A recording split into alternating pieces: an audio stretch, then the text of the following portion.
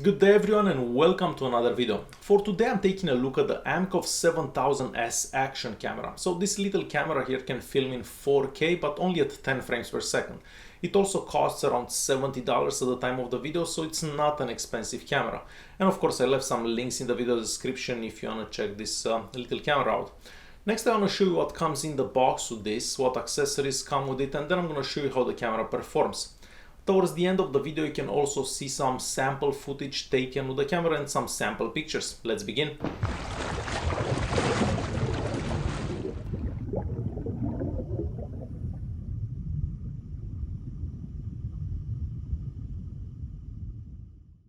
The 7000S comes in this box. Right here on the front we just see a picture of the camera, a waterproof case, the case so you can actually use it on a tripod. And it also has a wireless transmitter, so you can start recording just by pressing a button. On the back of the box we just have some more specifications about the camera, so we can see that it can film at 4K at frames per second, 1080p at 60 frames per second, and so on. Inside the box we get a whole bunch of accessories and mounts. For example, this one can be used on a tripod, on a bicycle, and so on. We do get a micro USB cable that you can charge the camera with. It also comes with a waterproof case. I kind of like this waterproof case. It is a bit smaller than the regular waterproof cases that you see on these Chinese cameras, but this one feels a bit more premium than the other ones.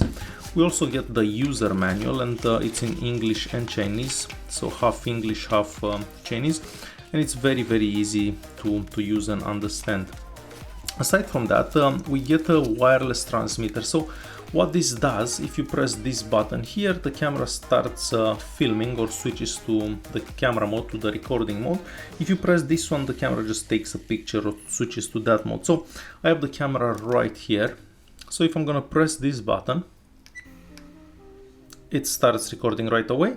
If I press it again, it finishes the recording. And the same, if I press the camera button, it switches to the camera mode, and then you can just take a picture. So very cool and easy to use. You don't have to pair this, it just you just turn on the camera and it connects by itself. You don't really have to do anything. The camera is made of plastic entirely, however it does have this industrial look, and it makes the camera feel cooler than it probably is. So yeah, the camera is made out of plastic entirely. On the front here we have a small LCD. It's pretty useful because this way you don't have to look at the back. So here on the front you can see the mode, the camera mode, if it's recording or taking pictures, how much battery you have left, how many pictures you can still take, and so on. We also have the power on and the mode button here, and just the brand of the camera. Onto this side here we have the Wi-Fi button, and this is also the menu button. This is not the most user-friendly camera, and I'm gonna show you that in a second. On top here we have the microphone. Somewhere here, one of these holes is the microphone. This is like the recording button or the OK button, and we also have another LED right here. Onto this side we have a HDMI output, the charging port, and the SD card slot, and also another LED here that stays on whenever the camera is on. At the bottom, this is the speaker right here, so it's not the loudest speaker, however you can still hear whatever you recorded. And right here we have the battery. The battery will last for about an hour and 15 minutes of recording, so not bad at all. So that's about it for the camera. We do have a little LCD here on the back. However, this LCD doesn't get that bright, and outside you cannot see it if it's too sunny. So I'm gonna show you a couple of settings that the camera has. So the Wi-Fi button here, if you just press it once, it turns the Wi-Fi on. If you press it one more time, it will turn the Wi-Fi off. If you're going to the menu, you're gonna have to press this Wi-Fi button, so just hold this pressed, and you're gonna go in the menu. Depending what mode you are before, so either recording or taking pictures, you're gonna go in the menu for that particular thing. So if you press the mode button once, you can change in between the settings here. This side of the settings app is gonna be the same for both modes. So let's go through this one first. So if you go down here, you can just select whatever you want to change. So I'm gonna show you what languages are available. So we do have English, French, Spanish, and just gonna scroll through them. So those are all the languages available. So I'm gonna leave English selected, and then I'll go down a bit more. So we do have a possibility for a time lapse. However, the camera is not actually gonna stitch the images together, and you will have to stitch them by yourself. You can have the timestamp showing onto the pictures or videos if you decide to do so, and here you can just change the password to the Wi-Fi for the camera. So very straightforward. If you press the mode again, you're gonna go into the settings app for the video recording, and here again you can just change some settings. So the movie size, so video recording, you can select any of these from here. So we do have slow motion at 720p at 120 frames per second. And we do have 4K at 10 frames per second, but I'm always gonna film in 1080p at 60 frames per second. So I'll leave that like that. We do have an image stabilizer, however, I didn't actually see a difference if it's on or off. So I can't really say if it really does anything. And that's about it for this side of the settings app. So if you press this again, so hold it pressed, it's gonna exit the menu mode. Then you can just switch to pictures. So now it's on picture mode, and press this again. And you're gonna go in the menu for the picture mode. And again, here you can just change the resolution for the pictures. I'm gonna leave the highest resolution. And again, we have a couple of other options as well, so not that much. And I don't like the fact that you can only go down with this button. There is no button that can actually go up, so you always have to like go down. It's a bit long if you're changing the time and stuff like that. This camera does have an app that works with it. The app is called the AMK iCam, the one right here. So first of all, get the little camera, press this button here once, and the Wi-Fi network will be started. So you're gonna have the network right there on top and the password. So just go to your phone's Wi-Fi and connect to that particular network, entering that password from there. Once you're connected, just open the app that comes with it, and all of a sudden whatever the camera sees, you're gonna be able to see onto the phone. So very easy to use. Here you can select a couple of things. So you can change the picture resolution if you're in picture mode, so whatever resolution you're looking for. Here you can change between the camera and the video recording. So again, you can change the resolution for that from here. So very easy to use. Again, you do have a couple of options here that you can change. So depending if you're in that mode or the camera mode, you have other settings right there. So very easy to use. If you just want to take a picture or something, you just press this button here. So very straightforward.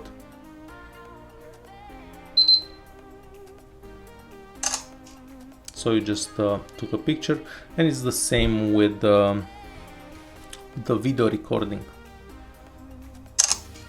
Here you can just put a timer on. So if you want a timer for like 2 seconds, 10 seconds, whatever.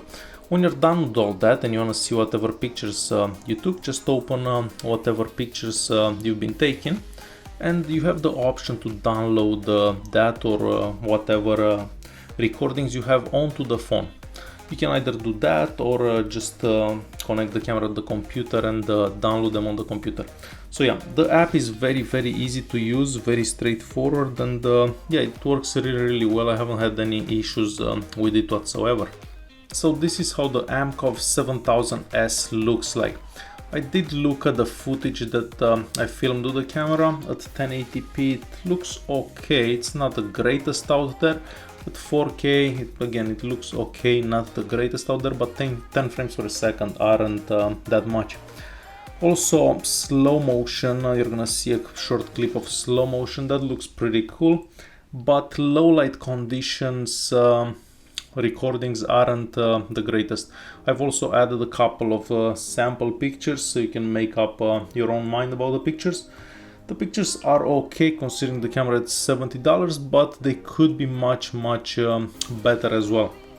So in conclusion, for 70 bucks you do get a pretty cool looking camera. It is smaller than all the other cameras, and yeah, I do like how the app works on it. It works very good, and the camera seems to be pretty good itself. The footage filmed with it, it's okay, not the absolute best, but it is a cheap camera, and yeah, that's how it is. And it also has this thing, and I think this is pretty cool, because you can just put the camera on a tripod or something like that and start filming or taking pictures whenever you want from a distance. Alright guys, thanks for watching. Leave a comment down below if you have any questions, and don't forget to subscribe. This is filmed at 1080p at 60 frames per second, and this is also the microphone from the camera.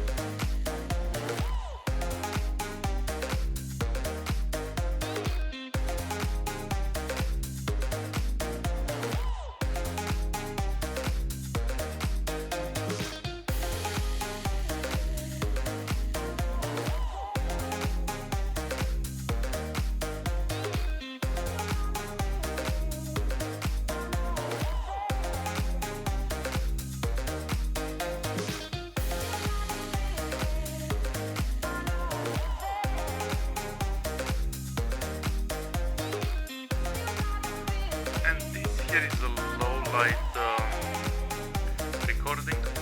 However, from the little screen here it doesn't look like the camera is doing that great, but we'll have to see how this looks on the computer. So yeah, from the little screen here it doesn't